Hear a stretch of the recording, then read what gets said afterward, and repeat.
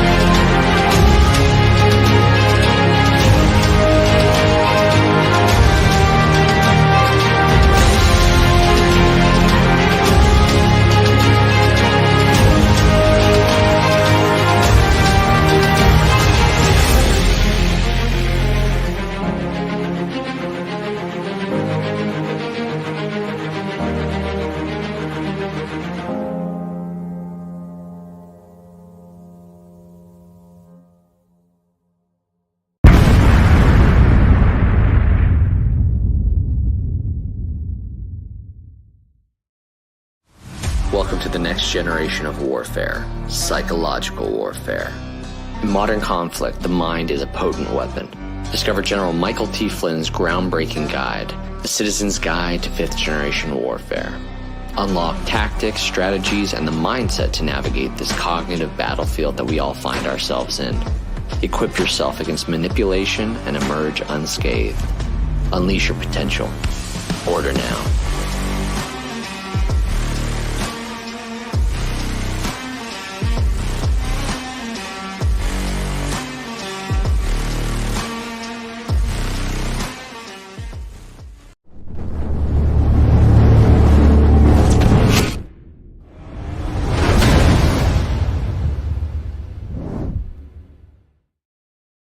Good evening, everybody. I'm Alpha. This is the AlphaWarrior Show. I'm feeling a little bit more mellow today, and it's probably because I'm in the presence of an officer. And when you're in the presence of an officer, it just makes you feel like you got to behave as a Marine. So it's been a good day. A lot of interesting stuff going on in the DMs and the emails. This is what I'll say. And this is just, Alpha operating off off my hunch. Some major things are about to happen, good and bad. And I think this war, this information war we're always talking about, I think there's going to be a hardcore press over your cognitive thoughts. There's a lot we don't control in this world. As a matter of fact, the vast majority of things in this world we don't control. But the one thing you have absolute control over is your mind. This brain housing group up here, the thing that's, we protect with the motorcycle bucket. And I know that you guys are here because you're in pursuit of the truth, because you want to spread the truth, or you at least want to be part of the investigation to find the truth. And mad respect to all of you guys that are here. Tonight's show, the World Anti-Communist League. And as my guest has gotten me so excited, I said, whoa, this is going to be a shocker. And the crazy thing is, she said, probably more than most. And she's already shocked me so much. So I'm just like, man, can a host eat popcorn during their own podcast? Like, I don't know.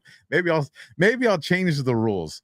So with that, you guys, we're going to get to our sponsors, our affiliates, and our partnerships. And then, we're commercial free to the end. But I do want to say some pretty good news. But I'm watching you, Elon. So Elon, after 2 years, has approved Alpha's subscriptions on X. So now you can go. And if you want to help continue to facilitate my battle in this information war, you can go subscribe on X. Special content and stuff that's on there. But it's been over 2 years, Elon. Over 2 years. So what are you up to, baby? What are you up to? Is Elon trying to get me to have a bunch of subscribers? All of a sudden, I get this nice check, and I'm like, I better not put that out because I might get in trouble. It ain't going to work, Elon, because I will sacrifice every dollar I have. I will never self-censor, Elon. So if that's what you were trying, I'm telling you ahead of time, man, it ain't going to work.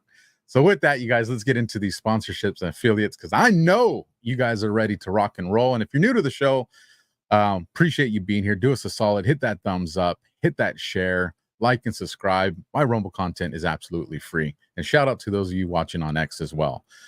AlphaLikesGold.com. Be prepared. It's easy. It's fast. Rich are buying gold. For those of you that have gone in there and completed the form, you see the cool little surprise that comes with that. I ain't saying no more than that. You've been hearing about the economy, presidential corruption, lots of corruption, and possibly a change to a digital dollar. But despite all the evidence, I can't tell you what's going to happen for sure. Nobody can.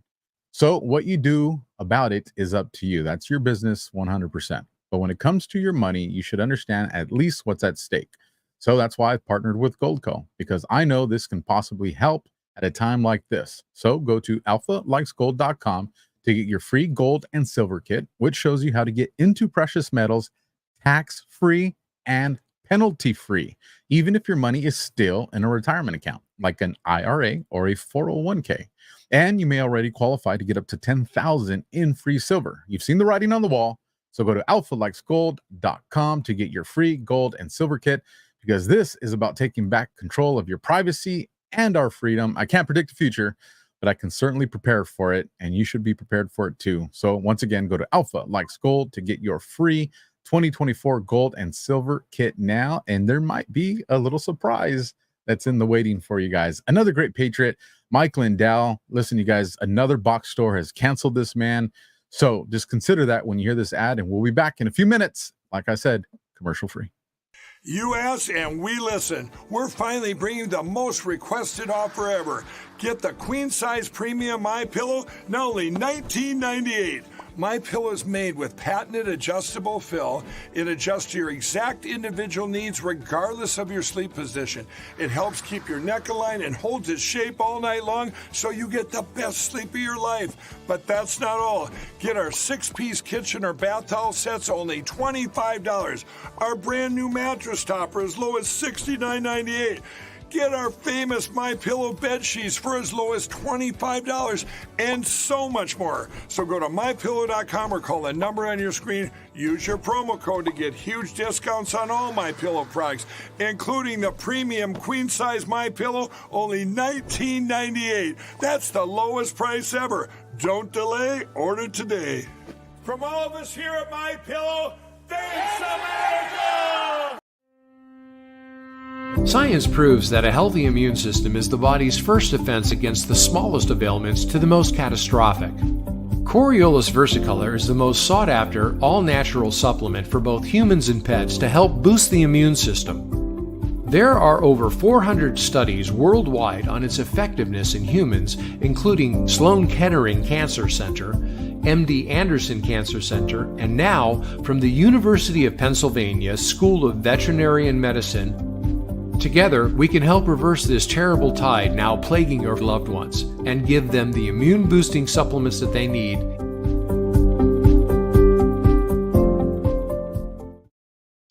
As always, the links for my sponsors and affiliates down in the description below here on Rumble, as well as the links for my guests and where to find her. And then after the show, usually around 30 minutes to an hour, depending how much content we bring up, there's a section where I put links from the show, and everything, almost everything that we bring up on the screen, I put it down there so you can go click it, save it, share it.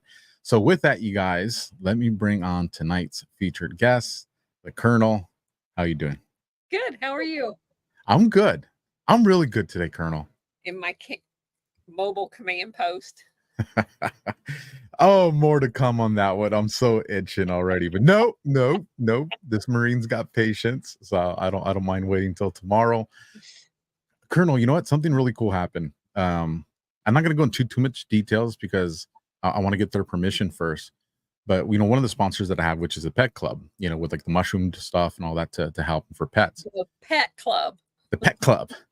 And I got this email today from a person. And I just want to get their permission before I go into too many details. But they kind of shared their life story and some things they've been battling with, and them and their pet. And, when you can kind of hear the anxiety and stuff in someone's voice and just the immediate response they had. And not everybody always has an immediate response. It takes a while. Like for me, it took a little bit. But just to kind of read the emotions through to the end, I was like, man, like I helped facilitate that. Like that was cool. That's And a big. it just that brightened my day. I have been in a good mood ever since I read that. So when I first started changing my diet, and my brother-in-law was on like blood pressure medication and stuff like that, just within like months. We go to dinner every Wednesday night, and he was telling me about how, he doesn't have any of the inflammation in a foot injury that he had. He doesn't take any other kinds of medication, and he's basically doing a lot of the carnivore stuff. And it's funny to watch my sister, who's married to him, and she started off, she was the one that was like the last convert out of the Democrat Party in my family. And so she started, as John and I, my husband, started this whole health thing, and me getting off all the VA meds from my injuries. And she's like, yeah, I couldn't do that. I'm not giving up vegetables. I'm not giving up any. And then it's like, well, maybe I can do a little bit of it. And then it's like, well, I'm basically all in. And the difference in she's losing weight and everything is just amazing. I was just reading some comments that's coming up there. The last vestige of our old kind of medical thing is my husband still goes to the doctor that we had before I've left and went to a natural doctor. But this doctor saved his life. She found a cancerous tumor in the middle of COVID, and it's a long story, but so he feels some kind of commitment there. But she's like 300 pounds. She's grossly overweight, always out of breath. And she was telling him the other day, now my husband's 175 pounds. He's like 5'10". He's very athletically fit. Right. And yeah, so she's telling him that, his cholesterol's good, this is good, and this is good. And he's like, oh, well, that's good to know, because, I primarily just eat meat. And she's like, what? And he goes, yeah, primarily steak and beef and stuff like that. And she goes, oh, you shouldn't do that. You have to have fruits and vegetables. And he goes, well, you just said my numbers were all good. Why do I need them? If everything's good, I obviously don't need them. And she says, well, you have to have vegetables. He goes, well, my wife cooks some vegetables. She uses tallow, and we kind of fry things in that and stuff. And she's like, beef fat? She's like, that's awful for you. And she's like, no, you should be using canola oil. And I just looked at my husband. I'm like, so when are you going to stop going to her? But anyway, yeah. So yeah, for those that don't know, tallow is extremely healthy. Yes. Yeah. Well, and the funny story is that when McDonald's first started out, they fried their French fries in tallow. And there was a guy, in like the 90s, that swore up and down. He had a heart attack, and he swore up and down it was because he ate too many French fries at McDonald's, and sued them. And it was at that point that somebody paid him to do it, obviously, that they switched to canola oil or, vegetable oil to create their French fries now. And they taste awful. They've never tasted the same. I mean, when I was 16 years old, I went on my 16th birthday and got a job at McDonald's. I mean, their French fries were second to none. And it's because they were cooked in tallow up until they had that lawsuit. So yeah, their tallow is very healthy for you. I will give you just a disclaimer here.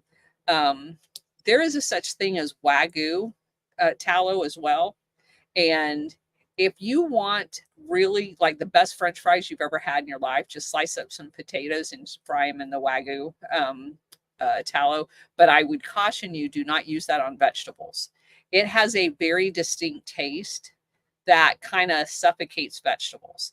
Regular tallow is good for all other. I saute all of my vegetables in tallow. I usually do it in a copper frying pan in the oven, and I just kind of toss them like for 10 minutes and then they're done. But you cannot beat Wagyu tallow and chopped up potatoes. It's like melt in your mouth.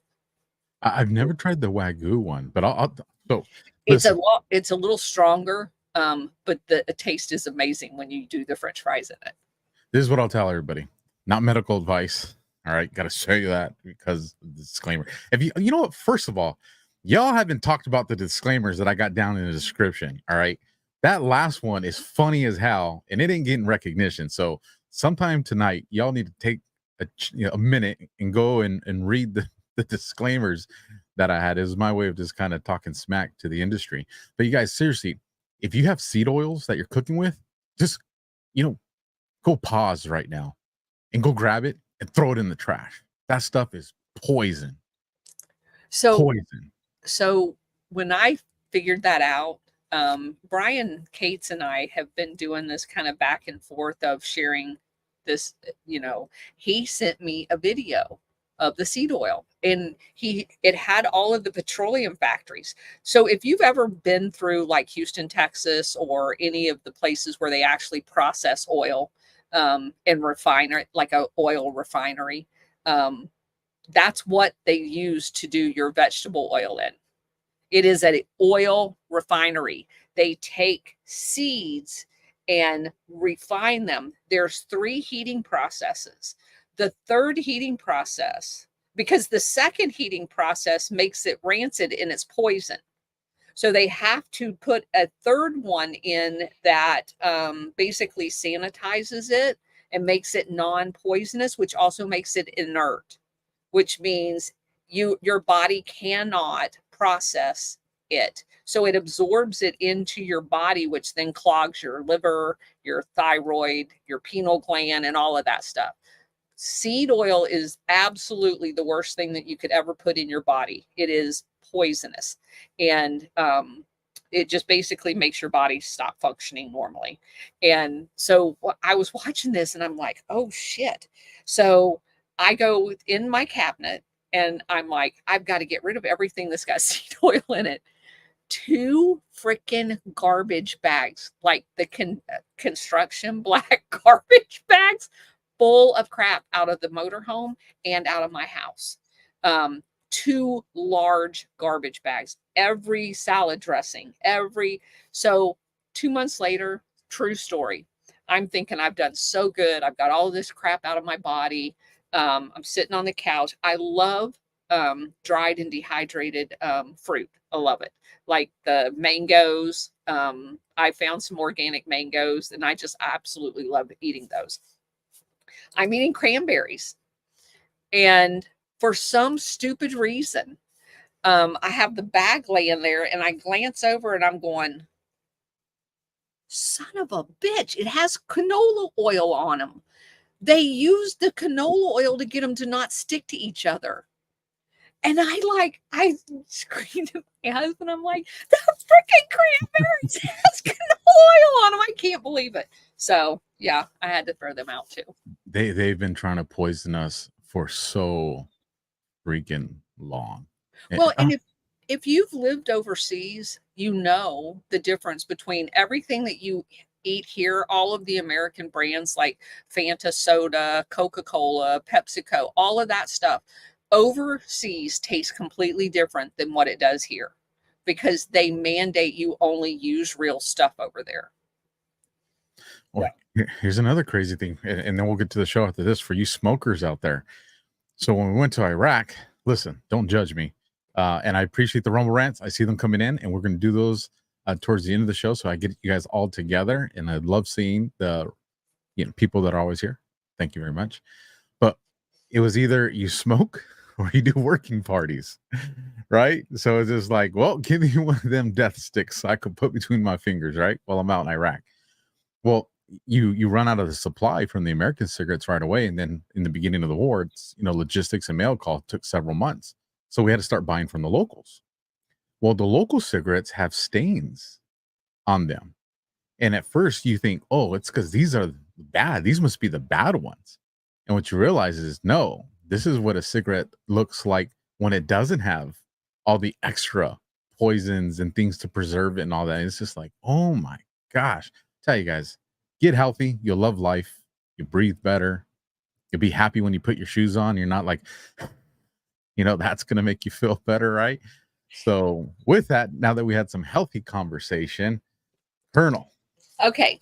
So I have been doing kind of a dual track here. I've been investigating the banking side of Operation Gladio. I'm doing this long, deep dive into Nugent Hand Bank, and I've got multiple threads. If you go to my homepage and click on the link, Bridget set up all of the threads. You can just search on Nugent Hand. There's a series of threads there.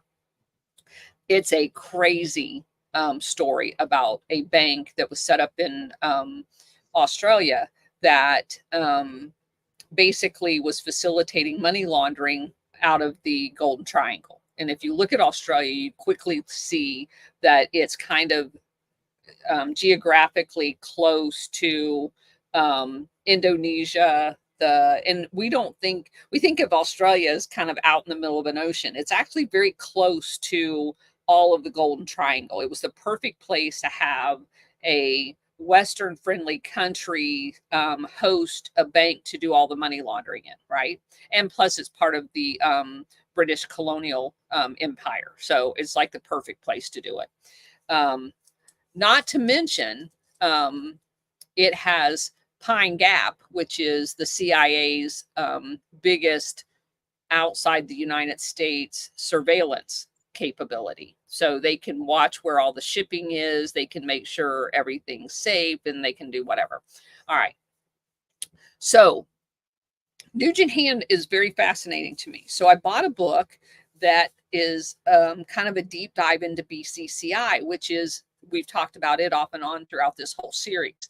It's the Bank of Credit and Commerce International that was set up over in Pakistan. And Pakistan basically is a CIA-ran country. BCCI was within a few years a $7 billion bank, and it was facilitating weapons trafficking, drug trafficking, human trafficking. They actually, if you went there for a business meeting, had women enslaved that basically were prostituted out to all of the people that came in to Pakistan to that bank to do business. They ended up illegally buying banks in the United States, blah, blah, blah. So I'm going down these two parallel paths. I'm also, as we started several weeks ago in your show, doing the American Security Council and all of these other CIA cutouts that allowed the Operation Gladio, NATO, international syndicate people to kind of fast track basically setting up one world government and all that other stuff. So you have to have this entire network. One of the pieces that I kept stumbling over was the World Anti-Communist League. And they would turn up in the weirdest places. And it was associated with some people that I would have never associated it with. In a way that's just crazy. And so I found a book. It was written in 1985. It's called Inside the League: The Shocking Expose of How Terrorists, Nazis, and Latin American Death Squads Have Infiltrated the World Anti-Communist League. Actually, I wouldn't use the word infiltrated. They actually set the World Anti-Communist League up to hide the Nazi Latin America death squads. And the terrorist organizations all over the world. So if you start researching the World Anti-Communist League, some very interesting things come up right away. Chiang Kai-shek in Taiwan, and I've already explained to the audience the relationship that Chiang Kai-shek has with the Golden Triangle. So you see how they all start coming together, right? So Chiang Kai-shek got kicked out of China by Mao because he was basically facilitating a civil war inside of China by drugging the Chinese people to pay for his war machine. He was exporting opium all over the world. He was basically a drug kingpin. When he gets kicked out of China, he goes to Burma. And I recently found out that during my Vietnam expose into Operation Gladio, when I was exploring the Phoenix program, I found out that Chiang Kai-shek actually was given the northern part of Vietnam after the war to kind of repatriate the people and to push the Japanese out of Vietnam. But it was really with the hopes of him going back into China and beating Mao. And they had already tried that in Korea. That's the reason why MacArthur made his push through the north, was to basically reinstate Chiang Kai-shek into China. So nothing we've ever been told about those two wars is true. They were fought for completely different reasons, primarily around drug trafficking. And so to find out that Chiang Kai-shek was instrumental in setting up the World Anti-Communist League, you think, oh, well, yeah, he was fighting communists, right? But that had nothing to do with it. He was actually a drug kingpin. And the other person that had a lot to do with the World Anti-Communist League is Reverend Moon and the Unification Church in Korea. And I'm like, well, what the heck? So, and we know Reverend Moon because Reverend Moon bought the Mac Daddy Ranch, like hundreds of thousands of acres down in Paraguay, next to the Bush's Ranch in Paraguay, which all happens to be in the opium-rich area, growing river basin, water access, landing strips everywhere, you know, almost like what you would do if you were going to have a drug operation in South America. Yeah, like that. And the Moonies of the Unification Church were basically paramilitary people protecting opium fields throughout South America all over. And I'm like, okay, now my head's getting ready to blow up, because then, so Bridget and Cousin It and I started looking into the World Anti-Communist League going, well, now wait a minute. So if Chiang Kai-shek's the drug meister and Reverend Moon is using a church to pretend like he's a religious figure, but actually he's basically running paramilitary people to protect people like Chiang Kai-shek, I suspect something else is going on here. And then you find out the two of them had something to do with the creation of the World Anti-Communist League. And you're like, well, that can't be good.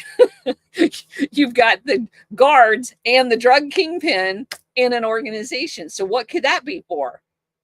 To protect the drugs and the terrorists. And so we started looking into it and found out that they had annual meetings. And one of their annual meetings was in Dallas right before JFK was assassinated. And I'm like, well, that can't be an accident either, or a coincidence. So the more we started digging, I had not ever found this book. And one of the people on X found this book and sent me the name of it. And I'm like, oh, holy shit, that's probably the holy grail of this story. So I want to go into a little bit of, we're going to spend probably 3 weeks doing this one, because it is so big and so deep. And I want you to understand, because what's going to happen, you're going to wear your police hat during this particular one where we lay the groundwork for it. And you're going to see, you remember how we did the O.J. Simpson thing, and we looked at the MO and we saw the parallels between all of the drug things and what happened there, and you can't not draw the correlation. As I lay this out tonight, I want you with your police hat on to go, holy shit, because what you're going to see with the modus operandi of this organization is what's playing out in the real world today. And it's freaky. It's like an overlay. So anytime, and with your history in LA, this is going to be even more important, because you're going to see the similarities from some of those international gangs that has transited through Southern California in the way they operate. So you got me fired up already. All right. So this particular author starts off with he goes like Doug Valentine when I was doing the Operation the Phoenix program. He actually traveled to Vietnam and talked to all of these people. Well, this guy, when he was investigating the death squads down in Latin America, spent a lot of time in Latin America. Actually, he's traveled all over and interviewed all kinds of different people. So he's in Honduras, which Honduras was a big operating base for the Operation Condor, which is kind of Gladio's cousin down there. And he went to talk to a guy in a hotel, and with a week after he was there and got all of the statements, he not only was his hotel room broken into while he was there, but he had already read in his notes over the phone to his editor so that they were all on the record. A week later, the guy that he was talking to down there was found in a trunk with his head full of bullet holes. You just gave me goosebumps. Yeah. You gave me goosebumps on that one, Colonel. Just for talking. And so this is March of 1983. And there's all kinds of crap going on, because this is the whole middle of Iran-Contra. This is the Contra. This is us going down there and funding all the death squads, calling them the Patriots against the Sandinistas, who were really the Patriots, but we called them communist. So you see the correlation between the World Anti-Communist League and the intel agencies lazing a target like the Sandinista government as quote unquote communist. Well, if I've got this whole array of anti-communist forces that are trained paramilitary people that I can bring in to address the communist problem, you see how the two goes together, right? It doesn't really matter that they're not communist at all. It's basically a play on words. We don't like your politics, so we're going to label you. The label that they chose was communist, and we're going to create this entire apparatus called the World Anti-Communist League that will come in and address anybody that we say is a communist, regardless of what their actual political leanings are. Kind of like what they're doing to us today by labeling us a patriot or a far right person. Then it opens you up to jail without charges, disappearing in a censorship way, debanking, all that. It's the exact same kind of thing, to the extent where some people end up with bullets in their head too. You know, Yep. like the people that were busily making ivermectin available to everybody, and they got slain in their $1 million mansion. So the murder thing is not off the table. So anyway, he finds out while he's down there about the Hondurans and their three neighbors, the El Salvador, Guatemala, and Honduras, all basically ganging up on Nicaragua, the leftist Sandinista government, with their death squads. So he quotes one of the generals down there in the Honduran army, the so-called, quote, the so-called disappeared ones are probably off in Cuba or Nicaragua training in terrorism to subvert the fatherland, unquote. So accuse them of what you're actually doing. Same modus operandi that you see. Projection all the time. Yeah. Okay. So he goes on to talk about some of the things that he got from the guy that he had interviewed that ended up dead. It says he interviewed a guy by the name of Jorge in a coffee shop. And when Jorge arrived, he was accompanied by a thin Honduran doctor in his late 20s. The doctor sat in the seat across from the author and gave him a nervous grin. The doctor worked at National Hospital by day and a secret member of the Anti-Communist Combat Army, ELA, at night. What's that sound like? Operation Gladio.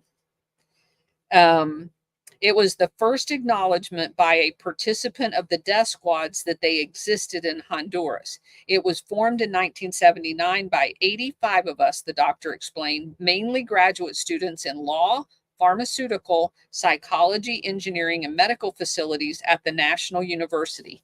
Now, the irony of that is because that sounds exactly like the OSS. The OSS was made up of lawyers, doctors, social majors, like in the psychology for their psyops thing. Those are the people that formed the OSS that transformed into the CIA. They are the people that they go and recruit to put into Operation Gladio, and they train them to be killers. Very interesting. They're the people that you would least likely think would be doing it. It says the ELA had grown to 300 or 400 people, and they targeted anybody that the muck-de-mucks decided were communist. We've eliminated 16 people so far, mostly labor union people and university professors. So it's fine for the left to have unions here, but anybody that tries to unionize anywhere else in a legitimate union against the Western corporations in those countries, they all have to be murdered. That's basically what they're saying. So just a couple more about this. the Guatemalan had a very efficient death squad program. It was called the ESA, the Secret Anti-Communist Army. In El Salvador, it was called the Maximiliano Hernandez Martinez Brigade, named after a Salvadoran dictator in the 1930s. And there was another one called the White Hand, which was a death squad label used generically throughout Central America. And let's see, there was one in Argentina. And there's an organization, and this will become very important later on. So I want to go ahead and set the stage, probably in week 2 or 3. There was a movement throughout all of Latin America because the World Anti-Communist League basically grouped them in geographical region. In Latin America, the Latin America Anti-Communist Confederation had a nickname called CAL. CAL. It had to do with, because they say things backwards. The C is for the communist, and then anti, and then Latin America. So that's kind of CAL is the acronym. CAL is also called the White Hand or the White Force or the White Brigade. It got its name because it was backing the powerful people who erase all evidence of surrounding a murder. So it's like white it all out. The cleanup crew. Yeah. Okay. So there was another organization called the Mexican. Just to interject too, if you guys remember the first assassination attempt against Trump with alleged crooks, when they went to his home, you had one of the, I think it was a chief or a general, I can't remember who it was, but he's being interviewed by Congress, and they're asking him, why was the house clean when investigators got there? They said it looked like a cleaning crew went there. Just putting that out there. Wipe it clean. All right. So the Mexican chapter of CAL was called the Mexican Anti-Communist Federation, or FEMACO. And interestingly enough, their leaders were in the city of Guadalajara. Now, that has come up several times because there is an autonomous university of Guadalajara, and it basically had a secret society there called the Ticos Owls, TECOS Owls. The Ticos, virulent anti-communists and anti-Semites. That oftentimes goes together, by the way. And it says Raimundo Guerrera taught at the university, and he was the head and chairman of the CAL. Death squads in Latin America operated in loose coordination through a central body called the Latin American Anti-Communist Confederation, or CAL. So CAL is basically the Latin American affiliate of the World Anti-Communist League, which was founded in 1966 between South Korea and Taiwan. And it says, what does the World Anti-Communist League seek to accomplish? First, through all forms of mass media and personal contacts, to urge all freedom-loving people in the world to defeat communist aggression. Second, to aid liberation movements of captive nations. Third, to develop political and psychological warfare methods to expose and counteract communism. Fourth, to promote an exchange of cultural and informational material among freedom-loving people to neutralize communist strategy and tactics. And last, to train anti-communist leaders to build a better world with freedom and to overcome a communist menace. Now, in general, that sounds fine, except for their targets generally are not communist. They just call them a communist so they can target them. The chief organizers were Taiwanese and South Korean governments and an organization called the Anti-Bolshevik Bloc of Nations, the ABN. We're going to talk a lot about that, but here's where it gets very interesting. Since that time, it has grown to be over 90 countries on 6 continents have chapters of the Anti-Bolshevik Bloc of Nations, ABM. There among the names of members are American congressmen and senators, Catholic archbishops, and British members of parliaments. Some were Nazi collaborators, some were fugitives from European terrorist groups, others were reported death squad leaders from Central America. They looked to fascist leaders, exiles, and former presidents as part of their hierarchy.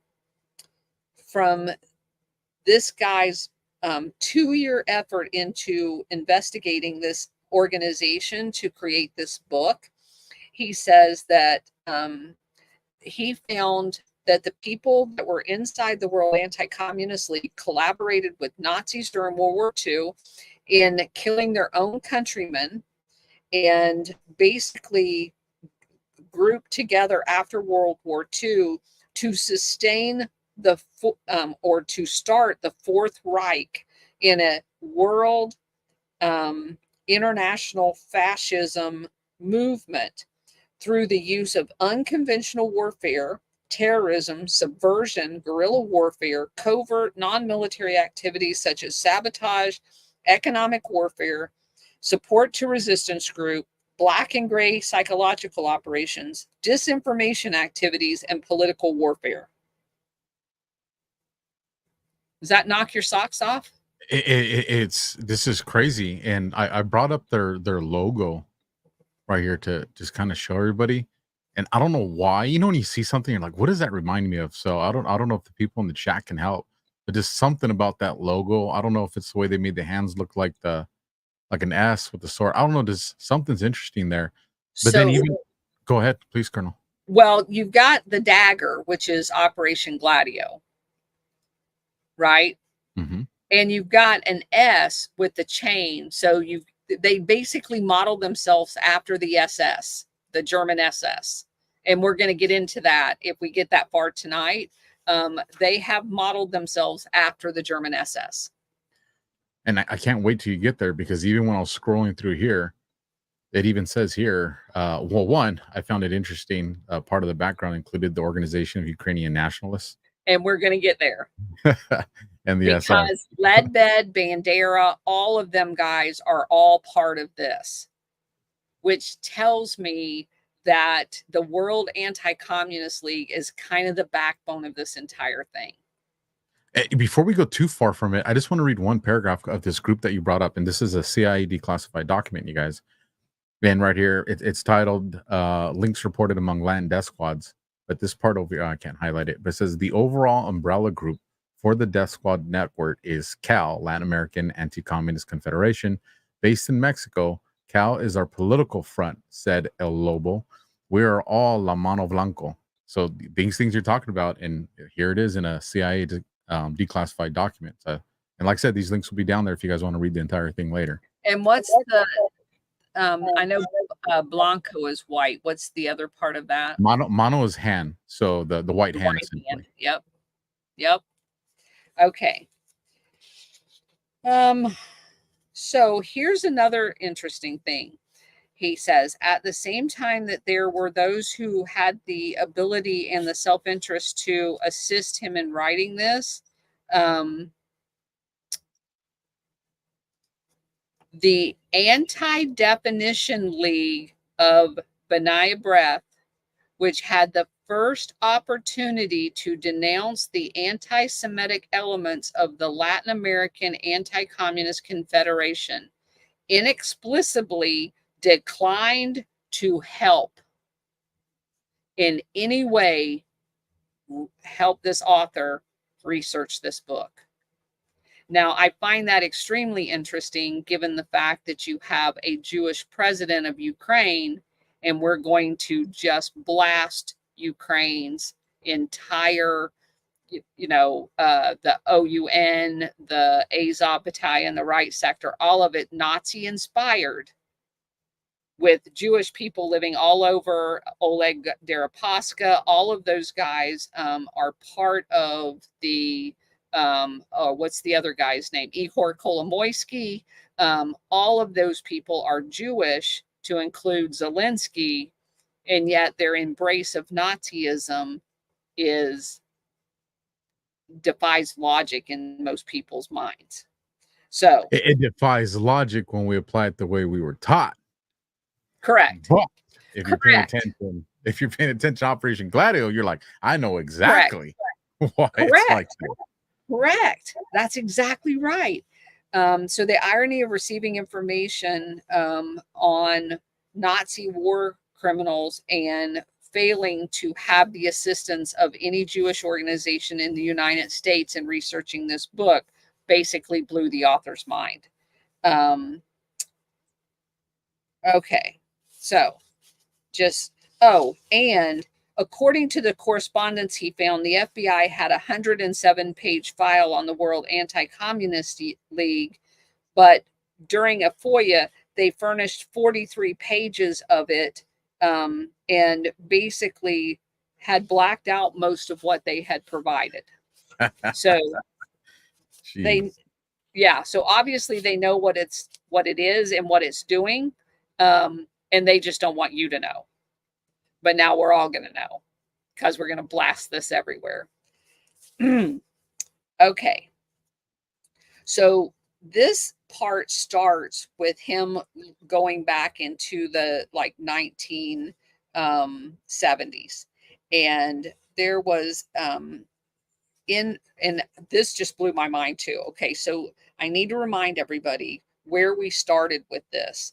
Do you remember when we did our very first couple of shows, we talked about the origins of how I found this in the reading The Third Way in the Madrid Circular. The Madrid Circular was written in 1950 in Madrid, Spain, which was a place where a lot of the Nazis had escaped to, because it was under fascist Franco.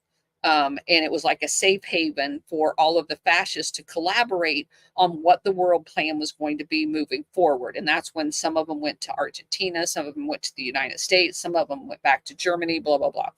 So the Madrid Circular is very important to this whole foundation of international fascism and this death cult. So the fact that this guy starts this book in Madrid, Spain, and I just wanted to remind you, that's where Otto Skorzeny ends up, who is the NATO trainer for most of the death squads. Okay. He lived there from after World War II until he supposedly passed away in the mid 1970s. Is this the correct one when we're talking about the Madrid Circular? Does this look familiar at all? This is the no.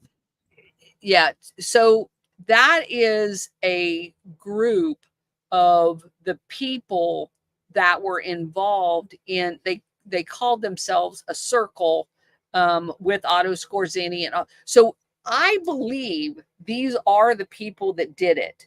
But the actual Madrid Circular I'd have to go back to that book, but basically it was a document that was found that after they found it, a lot of people tried to say it wasn't true. But this guy that wrote the book, Joseph Farrell, he goes through every paragraph, and every chapter is a paragraph of the Madrid Circular, and every part of the Madrid Circular came true. So you can say that it was a false document, but it's exactly what they did. So when you get done with the book, there's no conclusion other than the fact that it was a real plan and they accomplished their plan. So, but that is the group that wrote it. It had Otto Skorzeny in it. He does not talk about who the authors are in his book, but that is a very good idea of who they would be. that you just pulled up. All right. So he starts this book in a deserted street in 1977 in Madrid, Spain. And he describes the circumstances of a couple of guys staking out an apartment building. And it's a 5-story building. It's got some shops down at the bottom. Again, there's like nobody walking around. And these two guys go into the building. They go upstairs to where there's a meeting, and there's 8 men in the meeting and 1 woman. They basically get them to open the door, and it says that they're all attorneys. They're having a meeting that these 2 men that were staking out the place were told that they were basically communist sympathizers. So these 2 guys staking it out barge into the room. The one guy takes the safety off his gun. He gets them all lined up along the hallway in the apartment, and he just starts going down the line, shooting every one of them in the back of the head. They're all slumped over in the hallway, and then they just start shooting into the heap of dead bodies just to make sure that they're all dead. At the end of this scene, they then jump over. So that's Madrid. Then they jump over to the country of Yugoslavia, because the international syndicate has decided that we're going to blow Yugoslavia apart. We're going to insert Croatian nationalists. We're going to train them to basically rip the entire country apart. And it says that one of the guys that they trained to do this, his name's Jozo, Jozo Damjanovic, and I'm going to spell his last name, Damjanovic.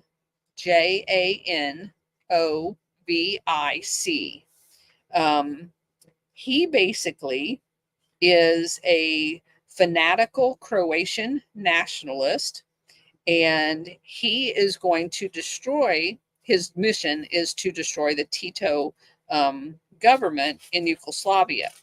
So he had been one of a group of terrorists that had stormed into the Yugoslavian embassy in Stockholm, Sweden in 1971 and killed 2 of the diplomats.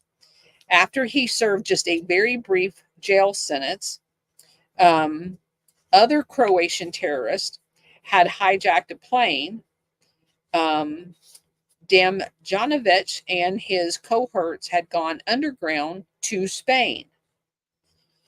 It also says in July 1973, they had found favor in the form of a General Stroessner, who was the dictator in the South American country of Paraguay.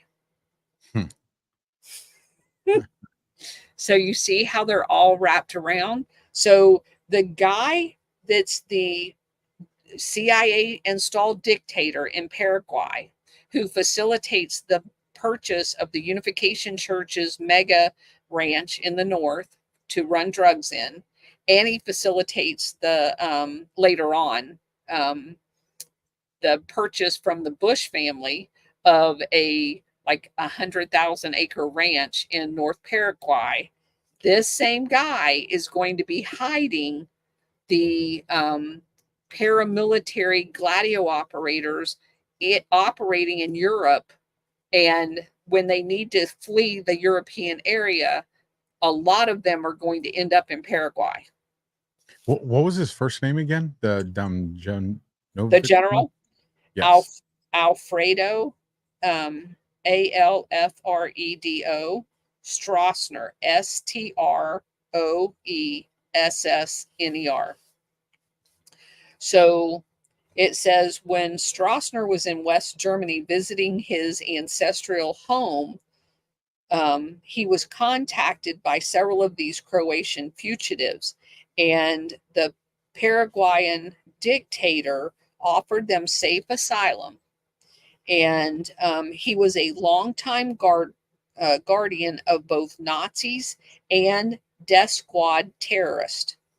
So he basically invites them all down to Paraguay to hang out. And he has them begin training his secret police and personal bodyguards. So they had been there for 3 years, and the Croatians basically didn't like not being part of the Yugoslavian efforts to throw out Tito.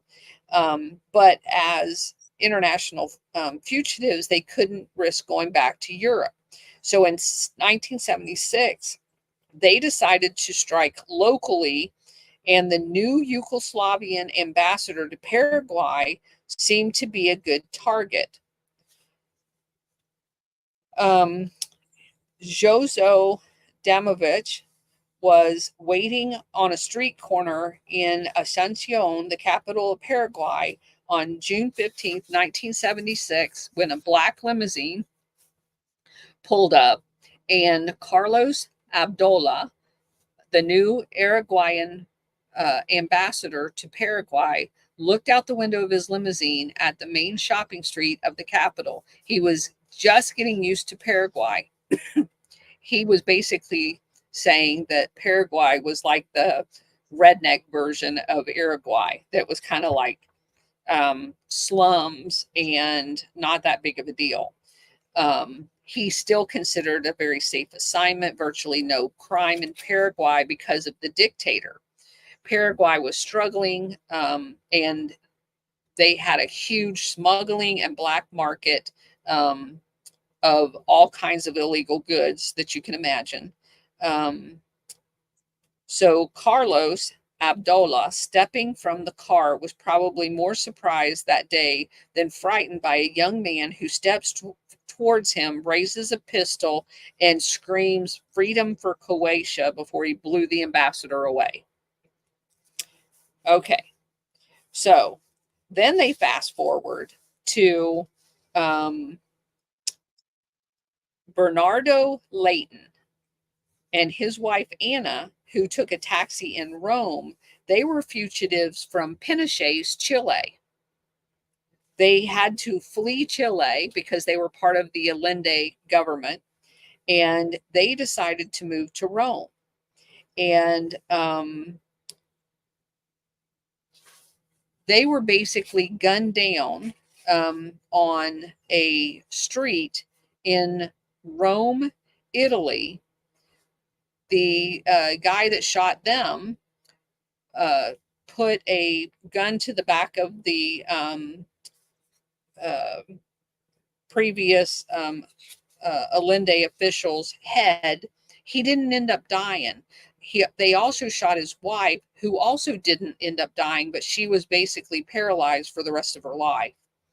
But they tried to assassinate both of them in the streets of Rome, Italy.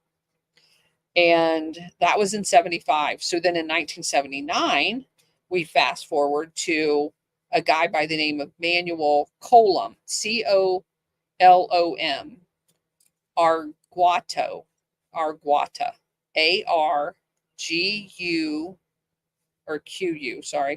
ETA, the leader of Guatemala's United Revolutionary Front, FUR, which was a political party. And this guy came from a wealthy landowner. Manuel Colom was a liberal Democrat, sought to push his policies, land reform, disillusionment of the oligarch. And, this is all screaming, oh my God, somebody's going to kill him, because these are all the things that the Nicaraguans guy tried to do, the Chile guy tried to do. Those are like death warrant things down there. So Colom's party had received the government's permission necessary to campaign in the upcoming elections. Well, he gets a phone call from a friend of his that says, quit. If you don't, they're going to finish you. But Colom said that he would rather die fighting for the freedom of his country than remain living and be a coward. So he goes about campaigning, and he goes to his downtown office on March 22nd. And every time he went anywhere, he took different routes, because now that he's been advised that he's going to be assassinated, he's paying attention to his security. Well, evidently in Guatemala, just before a hit, everything in the streets would go silent. If you looked out in the middle of a bustling city, everybody would get word that a hit was going down, and so nobody would be on the streets. So he's in his election office, and he looks out the window, and it's dead silence. So he starts calling around, and he's like, who's going to get hit? Who's going to get hit? Who's going to get hit? He calls one of his buddies, and they said, the hit's out on you. Not the call you want to get, or not the call you want to make. So he leaves, and his bodyguards, he's in a car, and his bodyguards are in the car behind him. So he has some with him, a carload of them behind him, and the bodyguard's car gets completely annihilated and crashes. It's just like, riddled with bullets. And Manuel, this guy, races through the city, reaches the airport road. He sees motorcycles coming up behind him quickly. They pull alongside of him, shoot him, and kill him. Didn't get away. No. So then we move to the U.S. ambassador to Paraguay, a guy by the name of Robert White. He walks into an auditorium at the 13th annual conference of the World Anti-Communist League in Paraguay, April 24th, 1979. He's not warmly received. The ambassador, who several years later would achieve fame and notoriety for his outspoken position on American policies in El Salvador, was an unexpected visitor to the conference. And he was not basically one of them. And so him being there was kind of like, what the hell are you doing here? Because we're really here to talk about killing people, and you think we're here because we're anti-communist. Yeah, that's not really why we're here.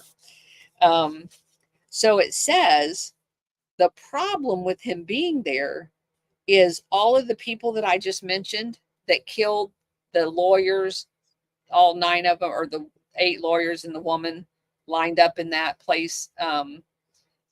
The guy that killed the ambassador. Yeah, all of them are all there at the meeting. It was a meeting of all of the people that had been actively assassinating people all over the world. Oh my gosh. Talk about stepping into the wrong room. Right? Every single one of the people I just mentioned was at the World Anti-Communist League meeting. In that situation, even if you didn't hear anything, your life's already in danger because you're able to connect people that were just present with other people. 100%. You don't ever want to walk into one of those rooms because your eyes are like going to burn for the rest of your life. I didn't see it. Okay. And they don't buy that one. It's just like, no, we're going to make sure you didn't see it. Correct. Yeah. So and see, that's kind of the thing that I've been saying all along about you and I. You and I were military. We went all over the world. You doing these freaking things put our life in danger. Every place we went, if somebody found out we were military and you guys are out there blowing people up, doing dumb shit, and you're Americans, you put my life at danger. So here's this guy who's just, dumb the luck. Oh, look, they're having an international anti-communist. Well, I'm an anti-communist. I'm going to go to this meeting. And you walk in the room and you're like, son of a bitch. What did I just walk into? A rut row. Right. They put people's lives in danger. That's the equivalent of being a good cop and you're going to an exposure meeting and then you walk into the meeting and you're just like, This is Eric Adams. This is the Bat Alley sheriff. This is that sheriff from. It's just like, hold on, hold on. Yeah. You better What do just break. y'all- You better just break leather and just start taking everybody out that you can. You have a better chance. You Yeah. have a better chance. Make the Maybe fight. your only way you're going to survive. Just you're like, okay, let's do this. Yeah. Oh, it's like a freaking John Wick movie, man.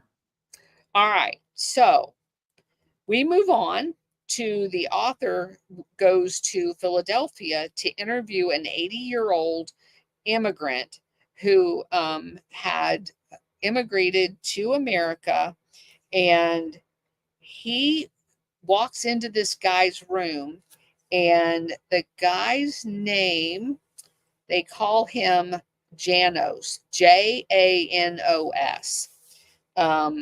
The wall behind him has photographs, medallions, ribbons, plaques, all from his native country, citations from a deposed king, letters of appreciation from the Republican Party in New York.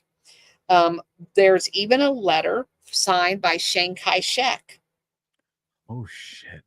Yes. So you just made something click in my head. This is so off topic, Colonel, but it's not. Okay. So when I was working at Cathedral City Police Department, we brought in this older guy, very good shape, but older guy, who's from the UK, who really liked me. Like we got along very well. His best friends, the guys he associates with, are the SAS. And this is not just one of those guys that talks about this, because he brought me to his home. And I've been into his study. I've seen a letter that was written from the Queen to him personally, thanking. And you say, well, why would you thank? So with this guy's, holy shit, things are clicking right now in my head. This guy's specialty is surveillance, electronics. Like, he creates the gadgets, right? This is like the dude that works for 007, doesn't get all the hype. He's showing me pictures of certain people and these other things and certain coins. And when you're in the military, you recognize certain coins that you're just like, look, I may not know the SAS, but there's those coins and then there's these coins. And he had certain things. Man, Colonel. Now you need to go back into his study. I'm going to reach out to him. So, because he didn't stay there very much. He didn't stay at that agency very much longer after I left. And he I mean, as far as I know, you know, the man had a very good heart. You know, everything I felt from was good. But it's just kind of interesting that a guy that doesn't need money because he's doing very well for himself would go to work at a local agency. Yeah, there's something not right about that. And then develop a very good friendship. He was watching somebody. He was watching somebody. Yeah. He was. I will guarantee you that he was part of an operation. I'm going to reach out to him. I want to see if he wants to talk. Yes, you need to now that you know this. And if I do go meet with them, I'm going to let you know. Hey, I want to know when and where. Safety check on Alpha. If you don't hear from me in 45 minutes, you better start calling everybody. All right. So this guy, the author interviews this guy for 5 hours. So the author asked him about a few other guys that were part of his network.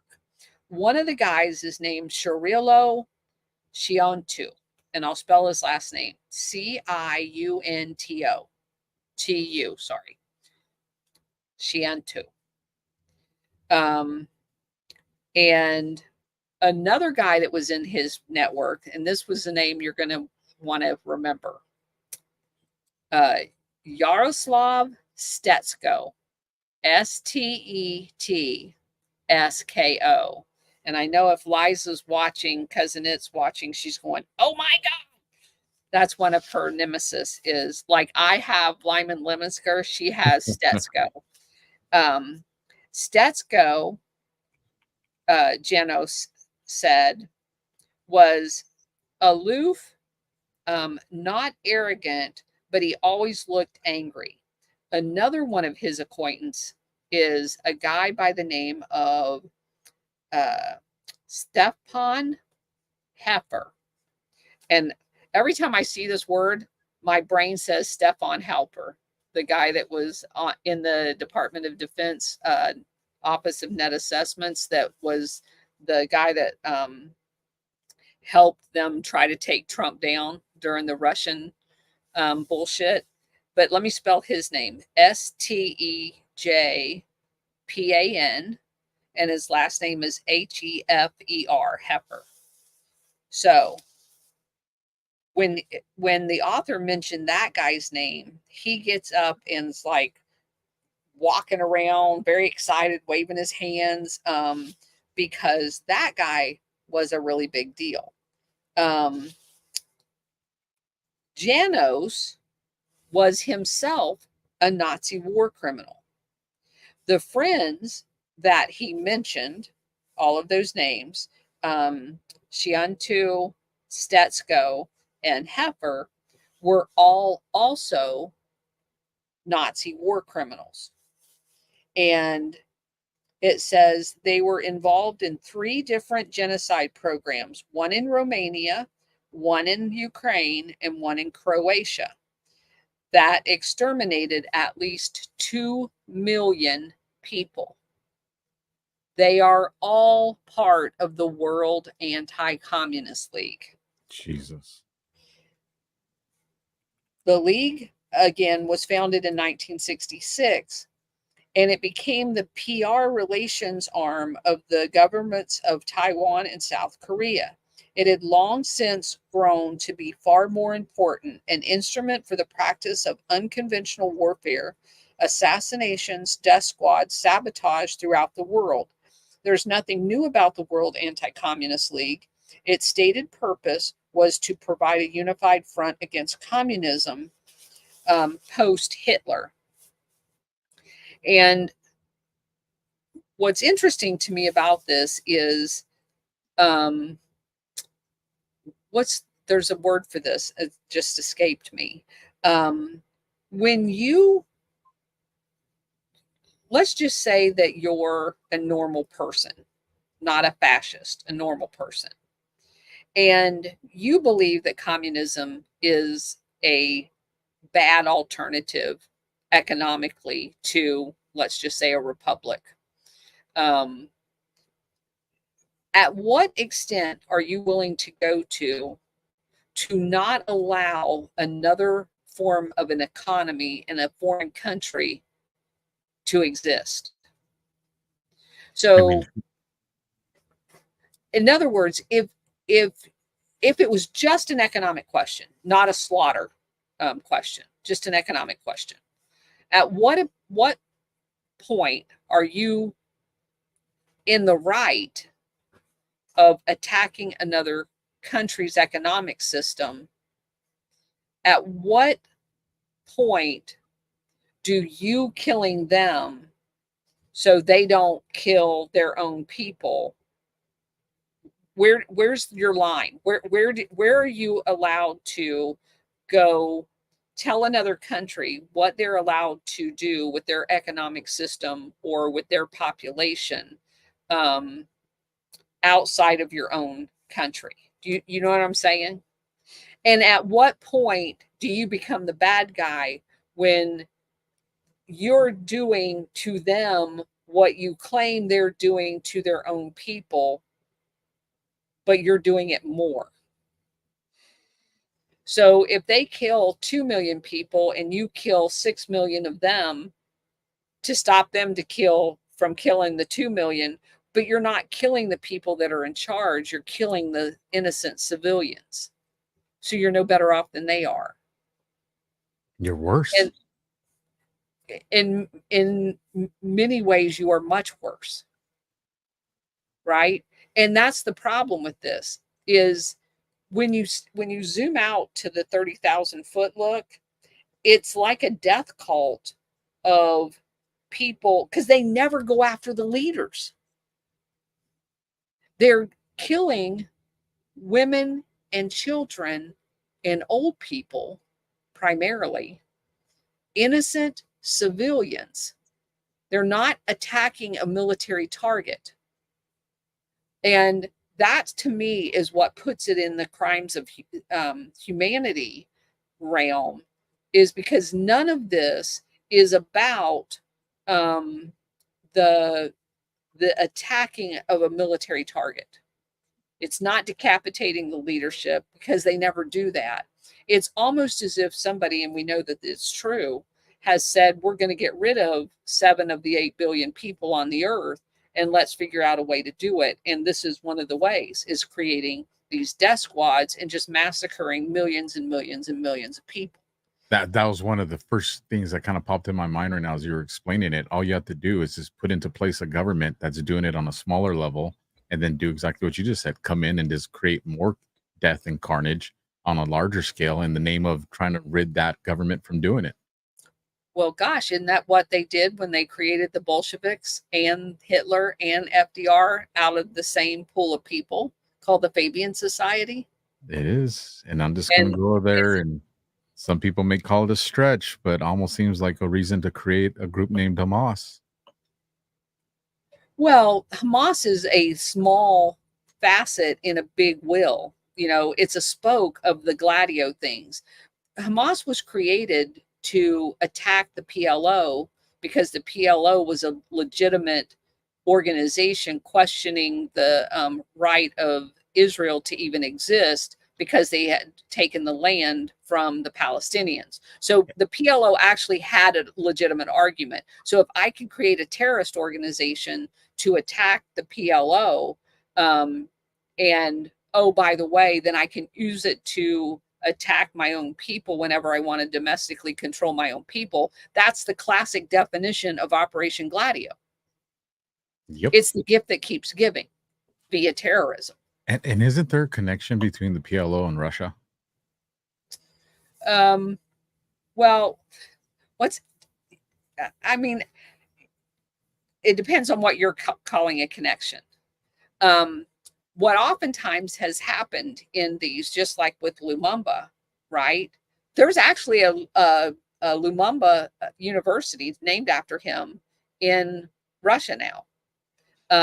Because here's what happens. What did they do? They called him a communist, right? Was he a communist? Absolutely not. He traveled to the United States and tried to sell us, absent Belgium, his uranium. He didn't want anything to do with the Soviet Union. But when he tried to cut Belgium out, both Belgium and the United States labeled him a communist so they could go in and justify assassinating him. That's just crazy, man, the way that works. And when they did that, he reached out, knowing that they were going to come after him. He reached out to the Soviet Union and says, dude, I need people. I need people here. I need weapons. I need help. I need money. They stole all my resources in Katanga and created this fictitious country out of nothing. And so the Soviet Union agreed to help him. It was too late, because they had already kidnapped him and boiled him in acid at some point. But in his honor, they created a university in the Soviet Union named after him. So it wasn't because he was a communist. It was because he was a patriot and they were trying to help him. So my world is so upside down, Colonel. As a young Marine, I'll make it real quick so we can get back on task. When we went to war and we were in Iraq, one of the very first places where we actually got to stay in a building, I remember looking, I was like, this doesn't look like Arabic writing, because it wasn't. It was Russian. And they told us, oh, this is a Russian power plant. And I remember thinking, like, why the hell are we staying in a Russian power plant? You know, Russians are our enemies. And it's like, you know, fast forward, you know, a little over 20 years later, and it's just like, God, man. Such a good conditioned Marine. Everyone I was told is my enemy is not my enemy. Everybody I was told is my ally is not my ally. And if I try to bring this truth to my own countrymen, I'm labeled as a domestic terrorist. holy shit, did they get this propaganda job done right? Right. And that's what the CIA said, Bernays, all of them. When everything that you believe is a lie, they will have succeeded. The temperature's going to get turned up. But we're fixing that We one are. show at a time. We are. All right. So let's get done with this little part right here. All right.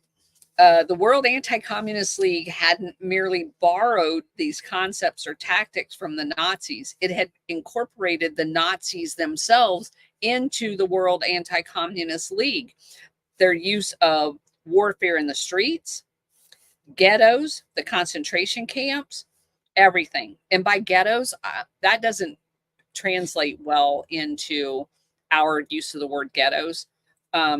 Their use of the word ghettos, they called anywhere there was a population of Jewish people ghettos for them to go in and kill. Just so that you know.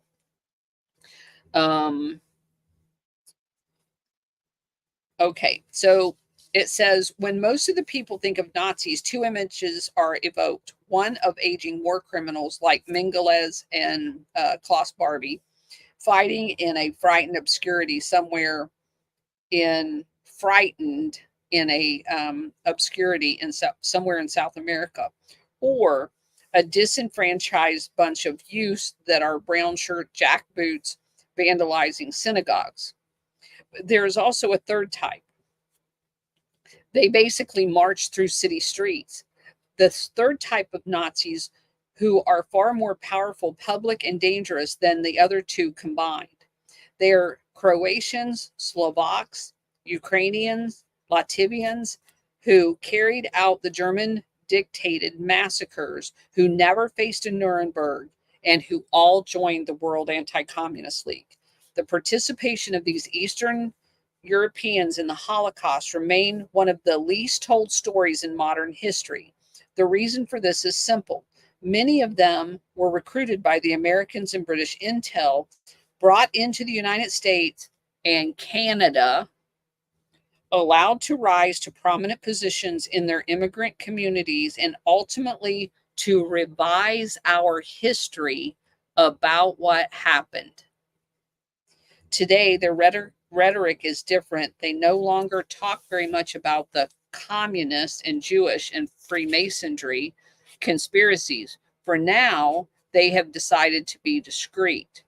In 1986, as in 1936, they hide behind buzzwords of anti-Bolshevikism and anti-communism to further their goals. Through the World Anti-Communist League, the Ukrainian nationalists who assisted the Nazis in their invasion of the Soviet Union, the Stasi's of the Croatian, who murdered nearly 1 million Serbians, the Romanian legionnaires who slaughtered over 400 Jews in one day in 1941, all have made contact with their younger Latin, European, and Asian counterparts through the fronts of organizations like the World Anti-Communist League. The Chayuntu, Stetsko, and Heifer were three men from three different countries. Without a first glance, they would not appear to have a lot in common, but they do.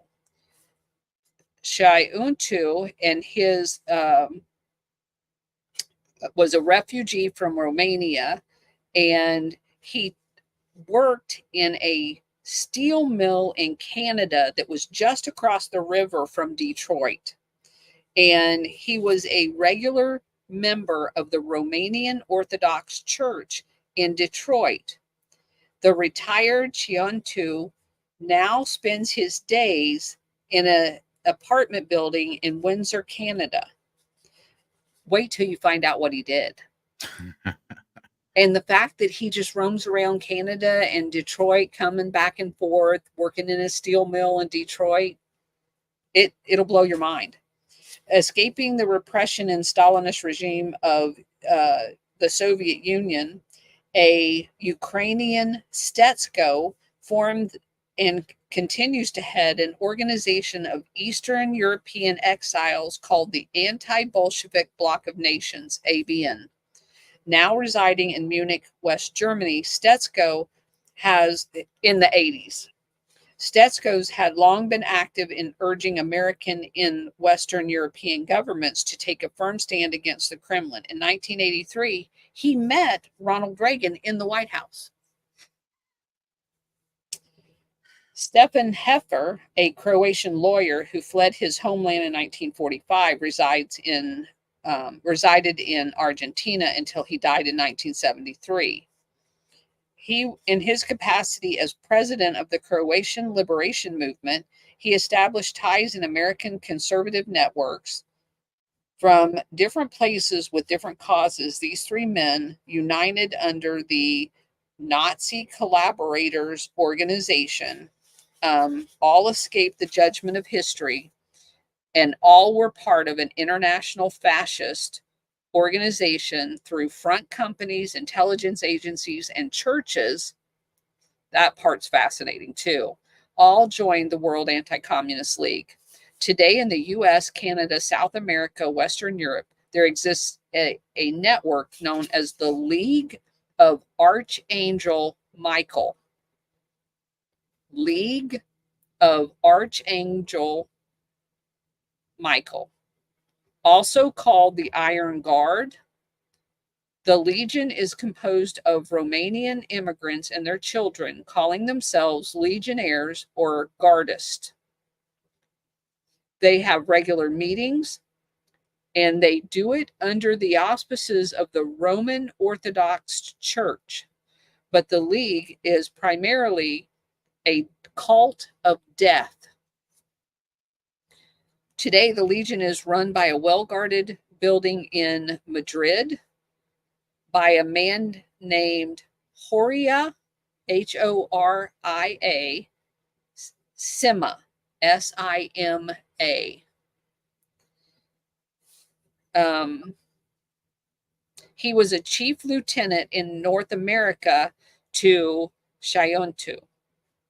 The Legion spokesperson in Detroit, Windsor area, which has the greatest concentration of Romanian exiles in all of North America. Shayontu holds a position of great power in the Iron Guard. His prominence in the World Anti-Communist League is notorious. In 1981, he was in the Romanian delegation to the 14th annual World Anti-Communist League that was held in Taiwan. He also attended the World Anti-Communist League's conference in Washington, D.C. and in Luxembourg, and he had planned to go to the 1984 one in San Diego, but he was not able to make it. Others tried to hide, but not these people. They were very out in the open about their involvement in these organizations.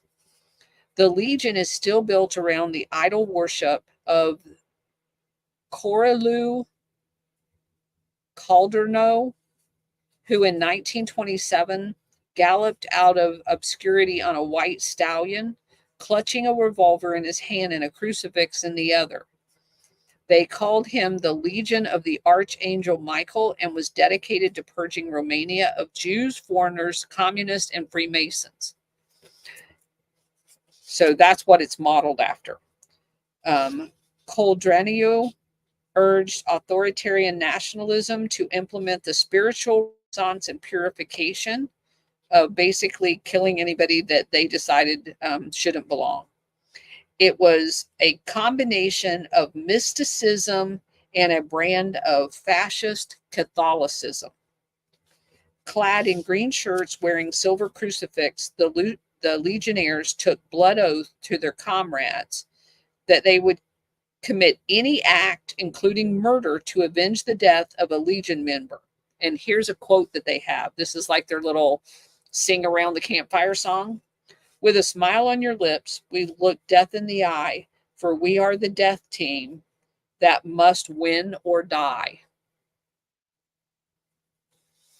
So it says anyone who incurs the wrath of the death team is basically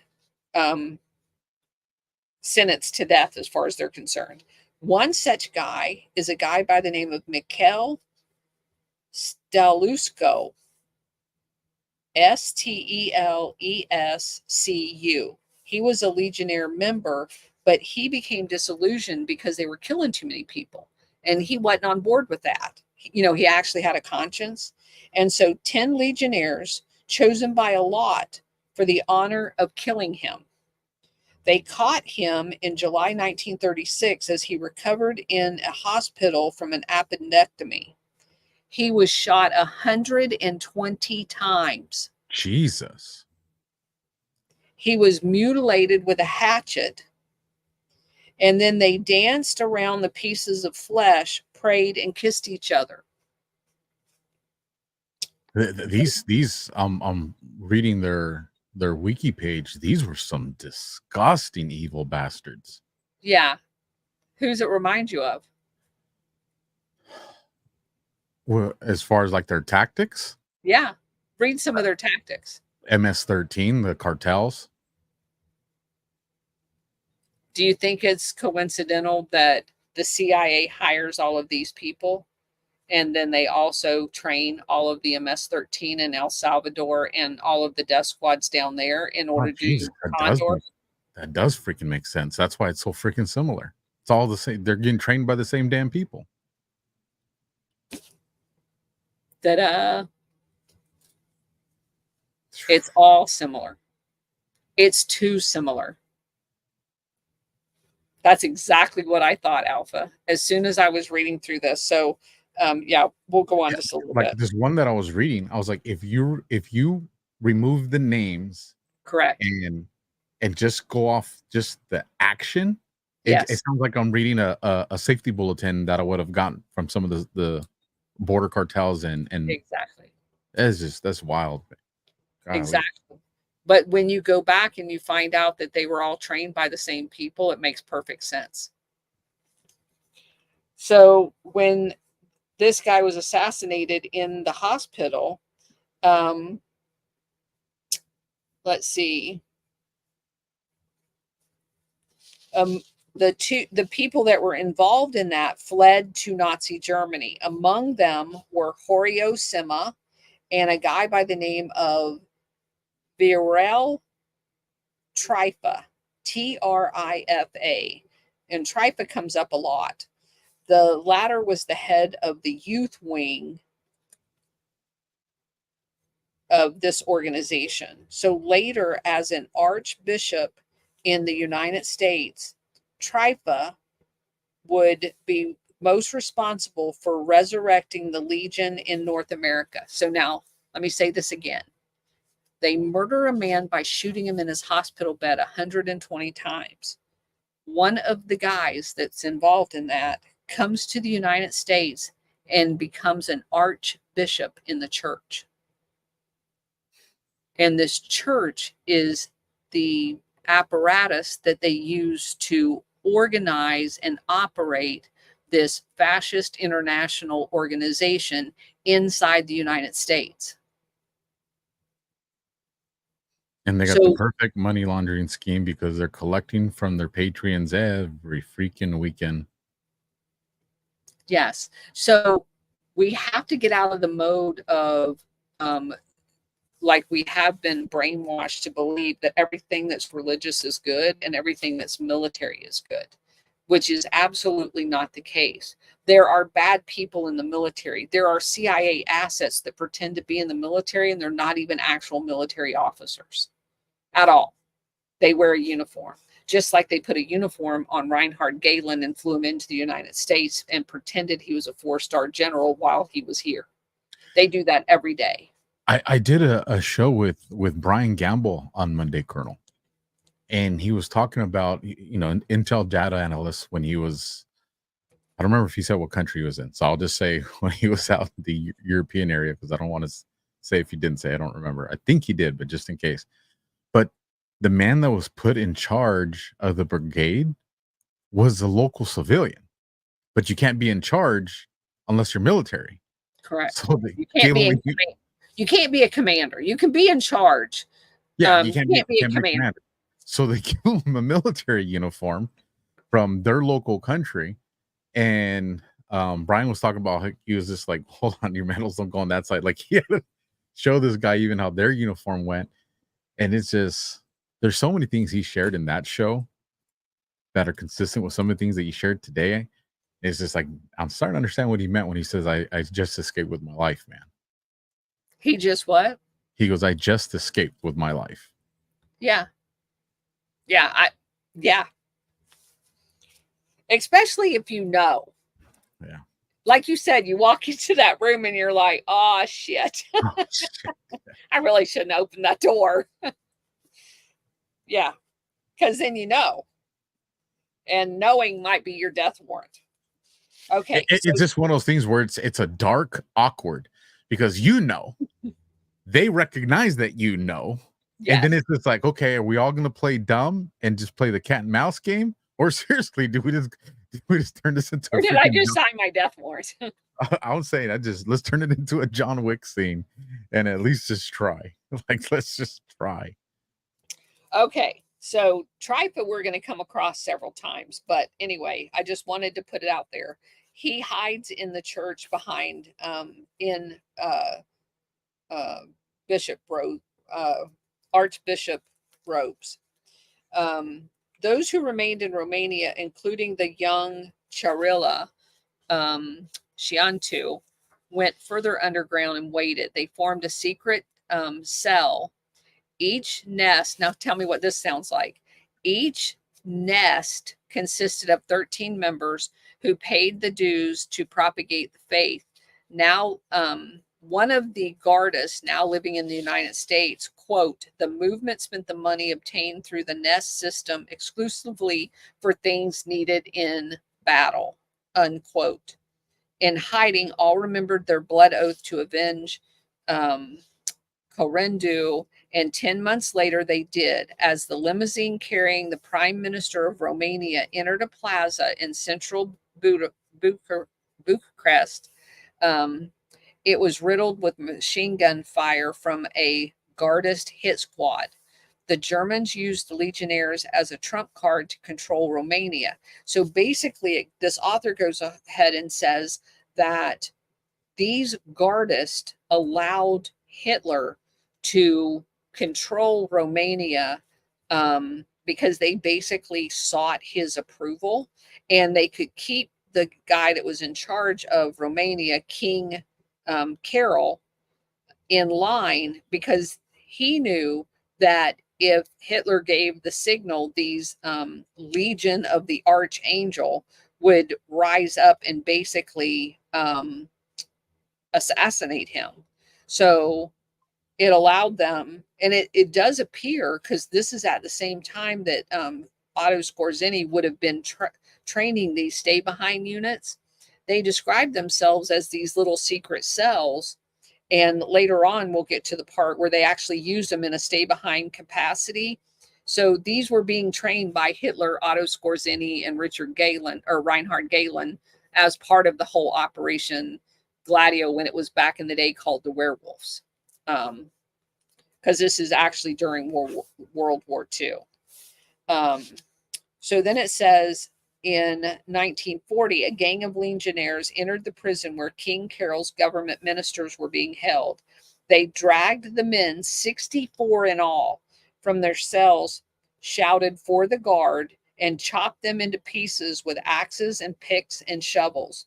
The butchery signaled a holy call to arms. The followers of the Archangel answered the cry. During the next 3 days, they tortured to death more than 300 victims throughout Romania. The typical case of Nicolae Igora, a preeminent Romanian historian and former prime minister. On the night of November 27th, a squad of legionnaires raided his home. The Gardists ripped his long white beard out of his face, castrated him and then stabbed him and beat him to death. The carnage of the late October did not immediately result in the revolution that many had expected, but it was the prelude to one. The final spark came 7 weeks later when, during a power struggle, the Guard called into action in Germany. Basically, Trifa, the student union leader, extorted on the evening of January 20th, is born, quote, is born in the heart of the German people and is carried to triumph by German youth. Besides this huge battle of National Socialism, which leads to unmasking and fighting Judaism, if Hitler had done nothing else, he would still have risen to the highest peaks of history for opening the way, unquote. So in other words, they're using Hitler in his attack on the Jewish people as their model for doing what they're going to be doing in Romania. And then on January 21st, 1941, throughout Romania, the Iron Guard took to the streets, roaming for loyalist soldiers, the prime minister's supporters, and Jews. Shortly after 3 in the afternoon, 300 Gardists wearing Legionnaires' distinct green shirts with silver crucifix, shouting "Death to Freemason" and kikes, turned onto the main boulevard where the police station was. A small army charged through the doors of this main building called Perfector, seizing the building in the name of the revolution. Within minutes, they had taken the weapons from the policemen, disposed of them, and for anybody who refused to participate, they basically killed them. A Romanian Christian survived in the internment of the basement of this building, where he witnessed people on a routine basis be assassinated, where he could hear them in different rooms in the basement being slaughtered. Later, Siontu says that he was there, but he said he didn't kill anybody, which, according to this one witness, says is a bold-faced lie. But here's the important part of this. With the capture of the Perfecture, the members of the Legion of the Archangel had achieved a goal, but they still were very interested in capturing more territory. In the next 36 hours, they razed, R-A-Z-E-D, razed 8 synagogues, destroyed Jewish ghettos, which is basically neighborhoods, and murdered over 400 Romanians with gasoline, axes, knives, meat hooks, and shovels. A mob of several hundred attacked a Sephardic temple. American correspondent Leah White reported what she saw. What she saw was the smashing of windows, battering of doors, prayer books, shawls, Talmuds, Torahs, everything being destroyed. Jewish pedestrians herded together, forced to dance around the bonfire, and they too were set on fire alive. Jewish prisoners were taken by the Iron Guard to the municipal slaughterhouse where they slaughter animals. They were actually put on meat hooks. Some of them were skinned alive. And this is the kind of things that MS-13 and some of the gang-related ritualistic death cult kind of stuff did throughout Latin America. These are the exact same things. And so whoever is teaching them that this is the way you do this, obviously that spread a lot farther. And so that makes me wonder if the World Anti-Communist League isn't the vehicle that spread this terrorist training. Because it seems to be the one thing that they all have in common. They all show up at this organization from all parts of the world. Literally, this sounds like the bad guys in the comic book movies. Like yes. And the way they get these pretty much headquarters in these different parts of the world, which then allows them to facilitate that kind of training that we see in these different parts of the world. Yes. So look up this guy. His name's Otto, O-T-T-O, Von, V-O-N, and his last name is B-O-L-S-C-H-W-I-N-G.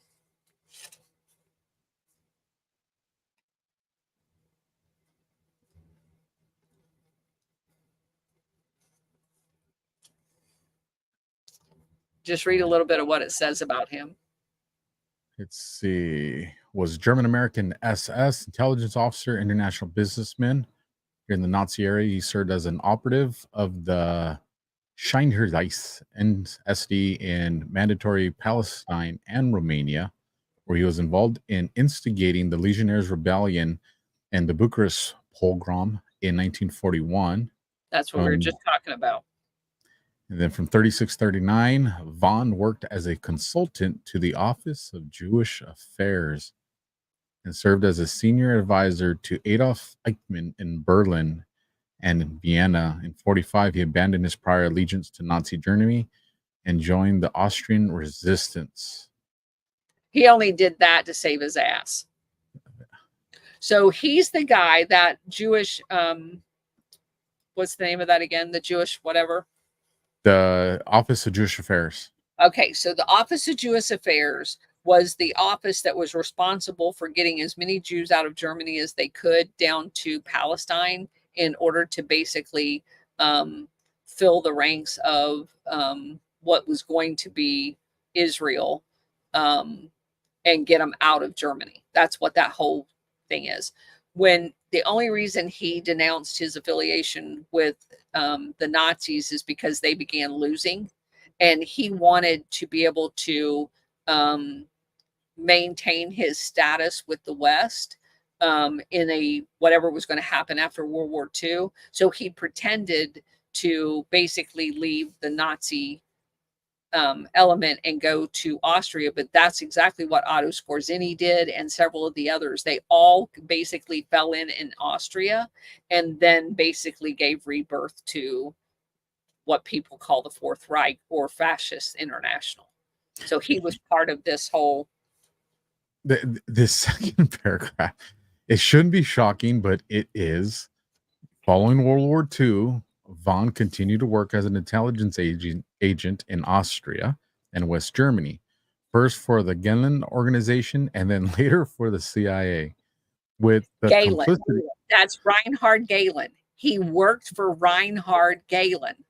That's Operation Gladio. Go ahead. That is just freaking. With the complicity of the U.S. government, Von immigrated to the United States in 1954, where he embarked on a successful career as a corporate executive. Von obtained his U.S. citizenship in 1959. His prior Nazi affiliations and suspected involvement in war crimes were later uncovered by the U.S. Department, and he was forced to surrender his American citizenship in 1981, which in my opinion translates to, as a corporate executive, he was still doing these shenanigans, and when he no longer wanted to do the shenanigans, they said, well, part of you maintaining this American citizenship is those shenanigans, so give us back our stuff, bounce. Good luck. But look at when he died. He never actually left. If you keep on reading, he was sick by the time they got around to doing that, and they knew that, so he never actually left. He never left the United States. He was allowed to die. The following year. Oh my gosh. March of 1982. Yeah. Oh. Yeah, I came across him a long time ago. Is that crazy? A corporate executive in our country. So I'm reading this book and I'm like, son of a bitch, there's that guy again. And he's part of the World Anti-Communist League. It's like the Good Old Boys Network for Operation Gladio. And what I had not, I mean, even Operation Gladio, most of what they do, I guess boiling somebody in acid's pretty gross. But most of the stuff that they had been involved with was blowing somebody's car up or shooting somebody in the back of the head. This is the first time. Not to interrupt you too, but Colonel, his rank in the Nazi Party, going off what they listed here, is considered a mid-level commander. So this dude was up there. Yes, he was. Yeah, he floated around a whole bunch of different, very like as an assistant to all of the people whose names you are very familiar with in the Nazi Party, as the advisor for the Jewish subject. So anyway, yeah, I just wanted to bring him up. So here's what it says about him. The SS commander in Romania, Otto von Bolswing, hid the top Legion leaders who just did all of those atrocities and spirited them across the border into Germany in SS uniforms. Among them were Sima and Trifa, the guy who goes on to be an archbishop. They were shortly joined by many more. They received all the privileges of being a German officer. And later on, they're going to claim in their US immigration that they were held prisoner by the Nazis, when in fact, they were protected by the Nazis because they were doing the Nazis' bidding in Romania. Big difference. Let's see.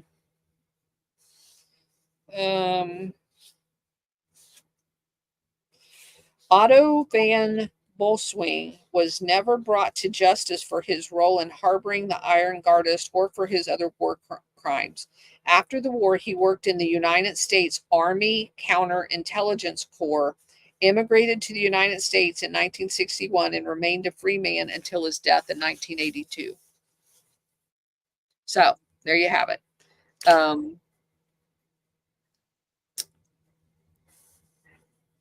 And it also talks about how some of the people in the high-ranking Romanian fascist regime and these Guardists were actually taken out of Romania and delivered to places like Bulgaria and other places for protection purposes.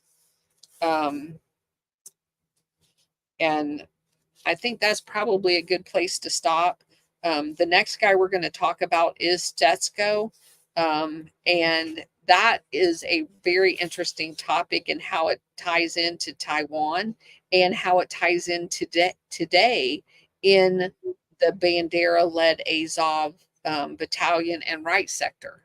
So we can pick up there next week, because that guy is crazy.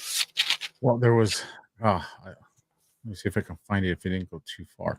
It was saying that one of the guys, or here it goes. So in his bid to join the CIA, Vaughn found a supporter in James H. Critchfield, the influential chief of the CIA station in Pollock, Bavaria. But when you look up Critchfield, here's something that it says about him as well I found interesting.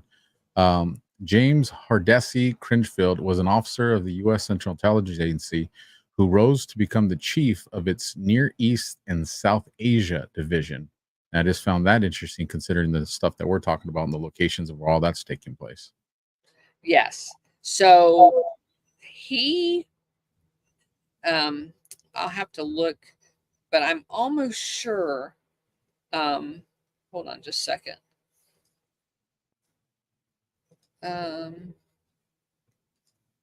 Yeah. He, oh shoot. He's the guy that was the president of Honeywell. Does it say that he was in charge of Honeywell too? Give me 1 second. Let me take a look, because that's what I was looking. I wanted to see where he was an executive at. I was very curious. I don't think I didn't get that. No, the Critchfield guy. Oh, the Critchfield guy. Give me a second. Let me pull him up and look. He is, let's see, intelligence agency, Nazi Germany. Critchfield was reported to have kept, no, that's not it. He was tasked with gathering intelligence about the Soviet Union from Reinhard Gehlen in the Gehlen Organization, the successor of the intelligence agencies of Nazi Germany. So he worked directly with Reinhard Gehlen. Yeah, it looks like he was part of putting the threats on the Iraq Petroleum Company, which led to the invading Kuwait. Yeah, so he was involved in the first CIA coup of Iraq and brought basically the Ba'ath Party to power in Iraq. So, Oh, he worked along Archie Roosevelt Jr. Kermit? It says, let me see if it doesn't give his nickname. Just says Archie Roosevelt Jr. Archibald Bullock Oh, that's a Roosevelt different Jr. one. That's a different one. He is the grandson of Theodore Roosevelt. Yeah, that's a different one. No, I can't find what company that he was with. Yeah, so yeah, so the one Kermit, Kermit Roosevelt, he cooed. How about that? Now, I didn't even put those two together. Kermit Roosevelt cooed Iran. He's the son of Theodore Roosevelt. So they're family. They're all family. Yeah. So Archibald. Oh shit. That's hilarious. Not in a good way. Yeah. So you have. So would that have made Archibald Kermit's son? Yes, that would have. So holy moly, I had not put them together. So it says Kermit, well, hold on. Maybe a nephew. Because it says Kermit Jr. and Joseph was his kids. So you have Kermit overthrew Mossadegh in Iran. And one of his relatives overthrew the regime in Iraq and installed Saddam Hussein. Mm-hmm. And then the two of them go to war together, right? So during the 80s, after this happens, Iran goes to war with Iraq, just like a puppet would.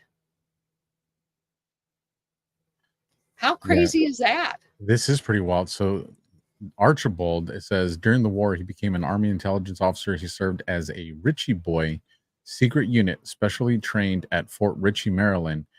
He accompanied U.S. troops. What's that? The Ritchie Boys. Yeah. I've read about them. He accompanied U.S. troops in their landing in North Africa in 1942 and soon began to form views on the French colonial administration and the beginnings of the Arab nationalism. Later in the war, he was a military attaché in Iraq and Iran. Yeah, the Ritchie Boys, they taught him how to do the paratrooper thing where they're parachuted in. He served in Beirut from 47 to 49. Yeah, so that's crazy. This is interesting because I've heard this. I might piss some people off. I'm just going to read it. It's on the board. From 1949 to 1951, he was in New York as head of the Near East section of the Voice of America. So he's CIA.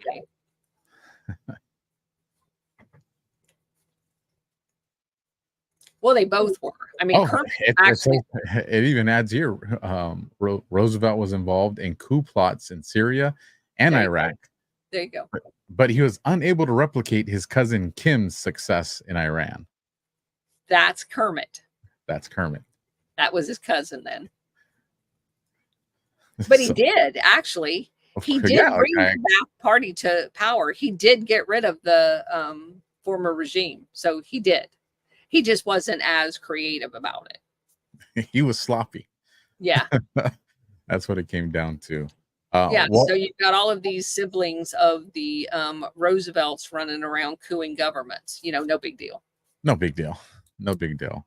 But if you don't know about Operation Gladio, you hear Roosevelt and you're like, oh, it's an American family name. Yeah. Yes. Freaking going around doing terrorism.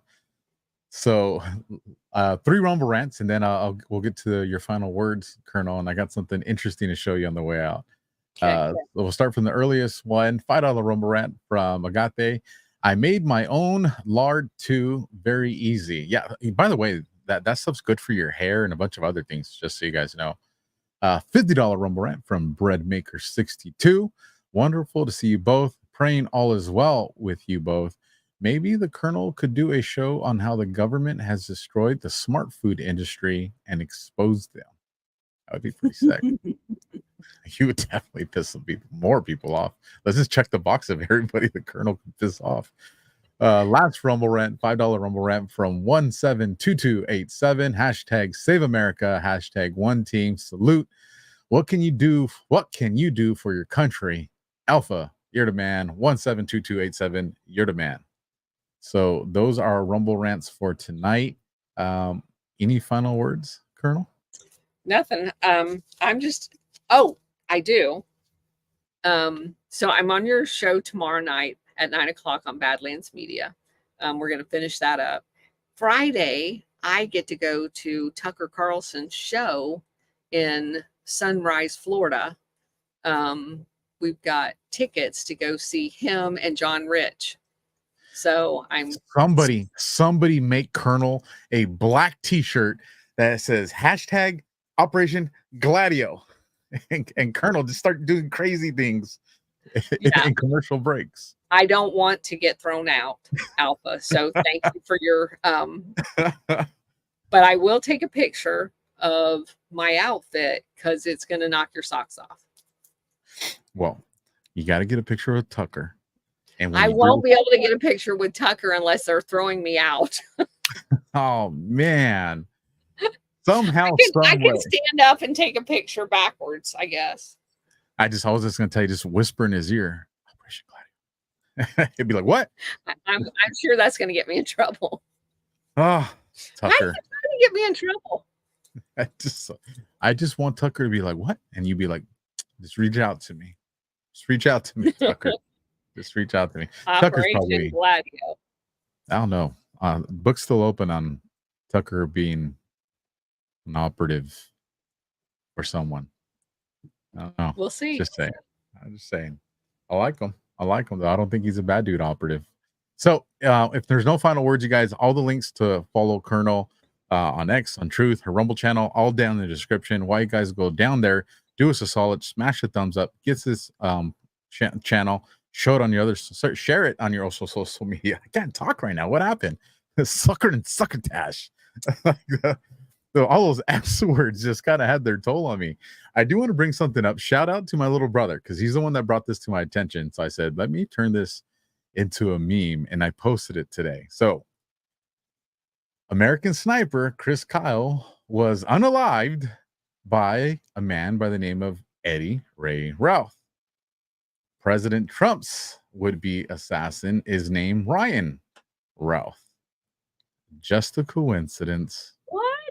I am sure. I vetted this information just to make sure, Colonel.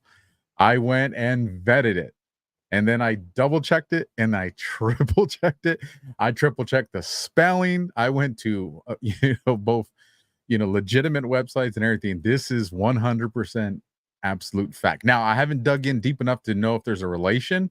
I just find it very eerily coincidental. Huh. So all you great anons in the chat, have fun with this one. Tag me and the Colonel. I'd like to know what you guys dig up. Birth dates, places they were born, schools. I don't know. I haven't gone that far into it. I just wanted to make sure. All right, Bridget, that's your next assignment. You and your genealogy stuff. Go for it, girl. Absolutely. You guys, you heard the Colonel. Tomorrow night, SITREP, 9 p.m. Eastern, 6 p.m. Pacific. We're going to cover some more of these iPet videos. If you saw the last one, you're just like, what the heck? You're going to get some more of what the heck tomorrow. You guys, on X, they approved me for subscriptions. So you want to be cool, go over there. Notification bell. I have now deemed it. I'm jealous now. I still haven't been approved. 2 years, Colonel. 2 Mine's years. been probably that long. I was bugging them because X has that like help thing you can do through DMs. Yeah. And every time I would ask them, every time I asked them for help, it was always the same, like AI response. We're really behind. We're really behind. We're really behind. So, finally I was just over it. And then, like I said, yesterday when I logged on, it had this edit thing. And I was just like, I got hacked finally. Damn it. But then when I went and checked, I was like, oh no, it was just walking me through the way subscriptions and all that stuff works. So, well, congratulations. You deserve it. thank you, ma'am. I appreciate that. You guys, this woman over here is awesome. Make sure you follow her. Operation Gladio. You guys know, hashtag, put it out there. We'll catch you guys next time. God bless everybody. Semper Fi. This is the AlphaWarrior Show. First in, last out.